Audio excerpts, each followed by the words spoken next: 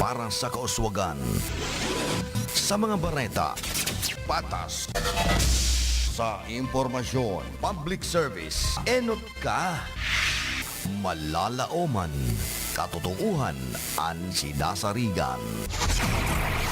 Inina ang bagong Radyo Ronda. DZKI Iriga Radyo Ronda. An maugmang kairiba. Madya na. The following program is a paid broadcast. Any comments, views, and opinions expressed therein are those of the speakers himself and does not necessarily reflect those of the management and staff of this station. Bareta Aksyon asin informasyon sari-sari. Halo-halong bareta na napapanahon. Aksyon na dapat inuton. Asin mga informasyon na pwedeng pakinabangan kan mga namamanwaan.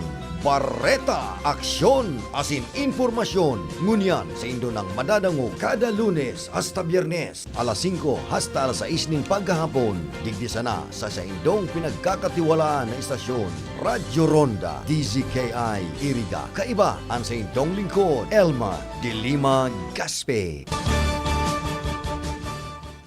Laila de Lima, ating ibalik ang hustisya at pag-asa. Laban, Laila. Laila de Lima, ating ipanalo ang laban ng Pilipino. Nais natin ang liwanag ng bukas. Tayo na't lumaban, ibalik ang hustisya. Nais natin sumulong ang bansa.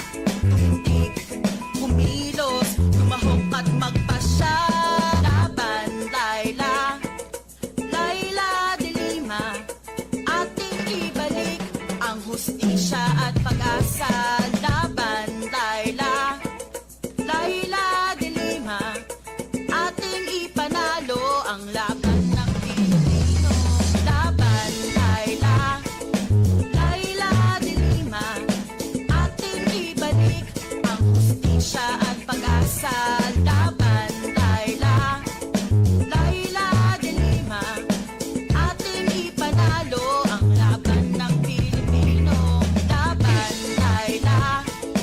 Laila de Lima, ating ibalik ang hustisya at pag-asa. Laban, Laila. Laila de Lima, ating ipanalo ang laban ng Pilipino. Laban, Laila. Okay, talagang laban Laila, lalaban talaga si Laila. Ang senadora sa lahat na ating Bicolanang senadora na si Senator Laila de Lima na laging ginigipit. Laging ginigipit pero hindi nila